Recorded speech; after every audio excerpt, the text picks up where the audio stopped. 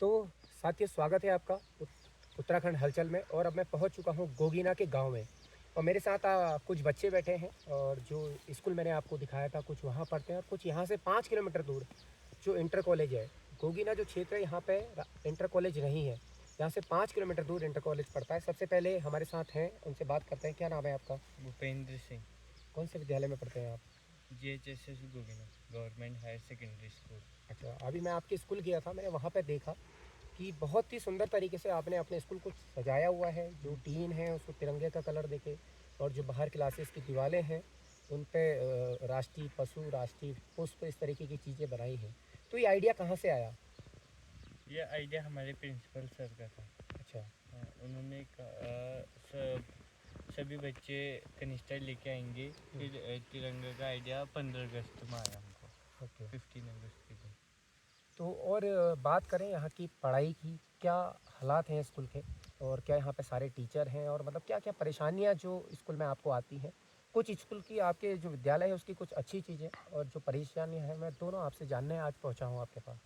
Sir, पहले तो यहाँ टीचर्स की कमी है। इंग्लिश में हो गई, संस्कृत में हो गई। संस्कृत जो है हमको हिंदी वाली मैम पढ़ाती है, जो हिंदी पढ़ाती है हमको। और इंग्लिश की, साइंस हमको मैथ वाले सर पढ़ाते हैं। और इंग्लिश में PTI टीचर रख रखी है। इंग्लिश, साइंस और संस्कृत के टीचर यहाँ पे नहीं है। नहीं।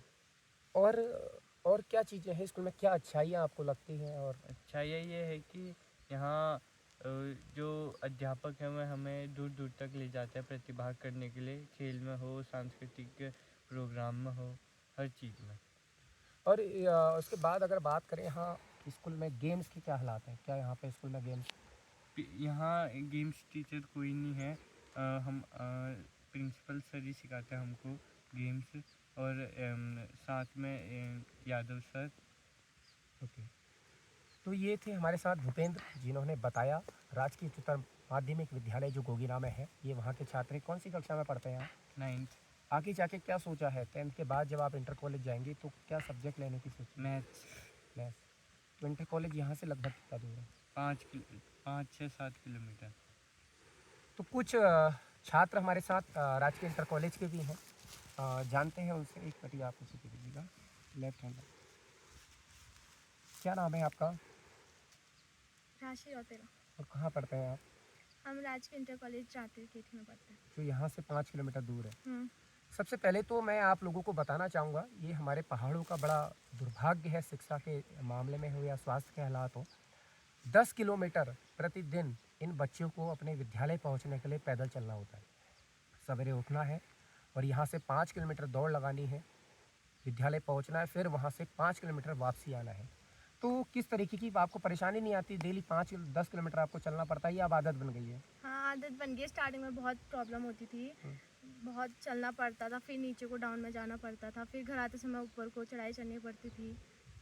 और अभी क्या वहाँ स्कूल की, जैसे मैंने अभी भूपेंद्र से पूछा था, इन्होंने अपने स्कूल के हालात बताए, तो आपके स्कूल में क्या वहाँ पे आपको लगता है कि मेरे विद्यालय में बहुत अच्छा है? और क्या क्या परेशानियाँ आपको वहाँ लगती हैं? परेशानी ये है कि वहाँ टीचर नहीं है, साइंस के, केमिस्ट्री के नहीं है, बायो के नहीं है, और इंग्लिश के भी टीचर नहीं है। वहाँ हमें जो 10th और 7th को पढ़ाते हैं इंग्लिश के टीचर, वो हमें 11th और 12th वालों को भी पढ़ाते हैं। और क्या कहते हैं, आर्ट में समाजशास्त्र, सोशोलॉजी के टीचर नहीं है। अच्छा। हमें जो अभी राजनीति, आपने क्या सब्जेक्ट लिए हुए हैं? अभी हम आर्ट साइड से। अच्छा, तो सोशियोलॉजी के टीचर भी नहीं? हाँ।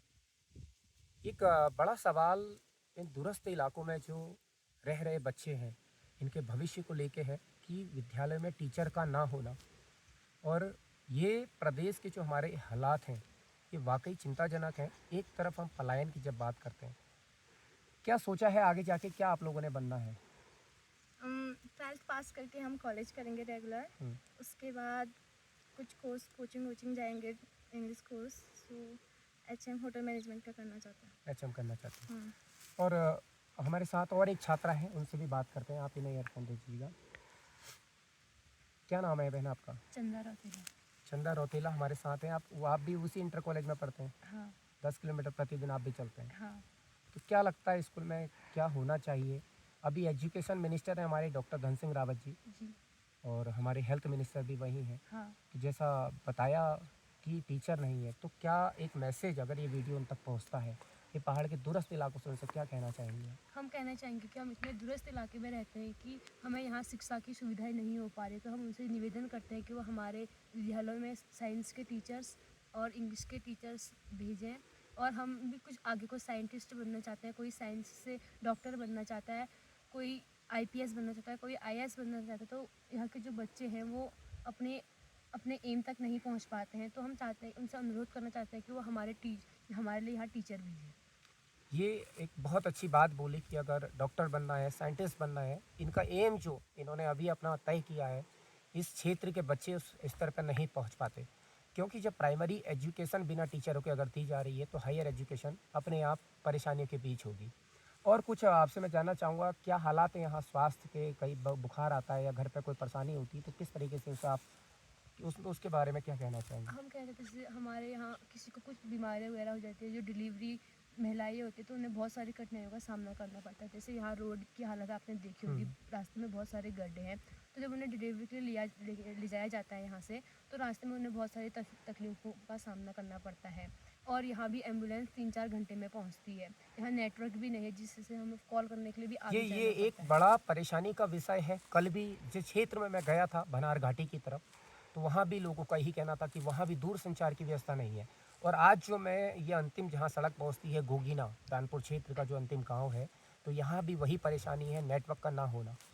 तो आज ऑनलाइन क्लासेस की हम बात करते हैं। बीच में जब कोविड आया तो ऑनलाइन क्लासेस शुरू की गई, तो उस टाइम पे आप लोगों ने क्या किया? जब नेटवर्क तो था नहीं, तो उस समय कोरोना का आपने समय कैसे हम यहाँ निकाला? से 5-6 किलोमीटर ऊपर, बहुत ऊपर जाते थे ऑनलाइन क्लासेस पढ़ने के लिए। तो वहाँ हमें जो होमवर्क दिया जाता था, हम डेली वहाँ जाते थे ऑनलाइन क्लासेस पढ़ने के लिए। फिर हम वहाँ से घर आते थे शाम को, तो हमें बहुत डेली वही करना। कभी बारिश होती थी, कभी बर्फ़ पड़ती थी रास्ते में, तो बहुत सारे कभी भूस्खलन हो जाता था बहुत जगह, तो बहुत मुश्किल हुई। सामने सामने लॉकडाउन तो हमारे लिए बहुत वो हुआ। और जैसे कि आजकल भी जो होमवर्क वगैरह है, मतलब आजकल सबको ऑनलाइन होमवर्क मिलते हैं, तो हमें आ नहीं पाते, तो हमें बहुत दूर जाना पड़ता है होमवर्क वगैरह देखने के लिए भी। ये बड़ा जो कोरोना का एक अदृश्य शत्रु हमारे बीच आया था, उसने वाकई दुनिया हिला दी थी।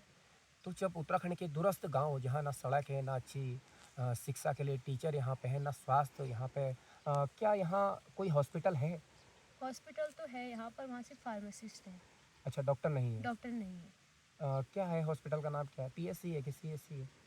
पीएससी। प्राथमिक स्वास्थ्य केंद्र एक गोगीना के अंदर है। हाँ लेकिन वहाँ पे भी जैसा बताया कि सिर्फ फार्मासिस्ट है, डॉक्टर्स नहीं है। हाँ। तो डॉक्टर्स नहीं है तो लैब और एक्सरे, ये सारी चीज़ों का तो यहाँ सवाल ही होती खड़ा है। नहीं होता।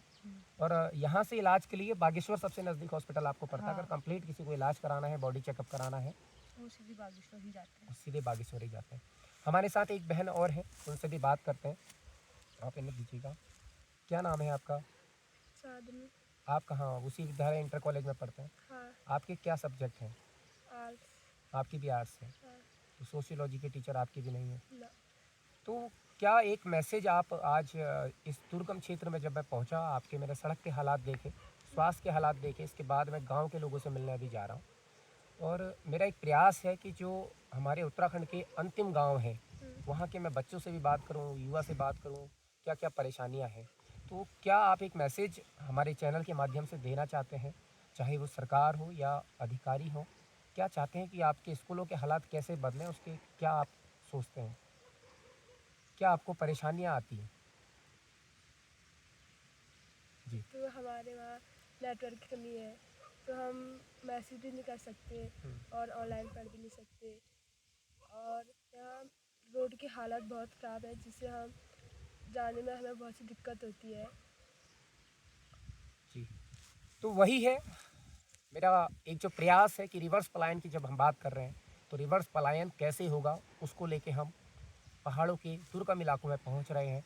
और आप भी देखते रहिएगा। आज इन छात्र छात्राओं के साथ में बैठा, तो इन्होंने अपने स्कूल की परेशानियां भी बताई, स्कूल की अच्छाइयां भी बताई, लेकिन इनका जो संघर्ष है प्रतिदिन 10 किलोमीटर जाना, शायद वो हम शहर में रहने वाले लोग, देहरादून, हल्द्वानी, उधम सिंह नगर, हम मैदानी इलाकों में, शहरी भाबर में रहने वाले लोग शायद इन पहाड़ के बच्चों के कठिनाइयों को, इनके संघर्ष को नहीं जान पा रहे।